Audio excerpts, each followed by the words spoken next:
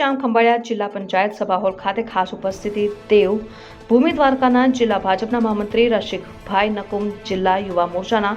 અધ્યક્ષ વનરાજસિંહ વાઢેર, મહામંત્રી શ્રી અનાદભાઈ હરખાણી, મહામંત્રી શ્રી દિનેશભાઈ બેલા તથા દેવભૂમિ જિલ્લાના સમગ્ર યુવા મોરચા ટીમ તથા બધા મંડળોમાંથી પ્રમુખ મહામંત્રીઓ તથા તેમની ટીમ તેમજ સિનિયર ટીમના મહામંત્રીઓ હાજર રહીને પ્રદેશમાંથી મળતા વિષયો અંગે ચર્ચા કરી હતી।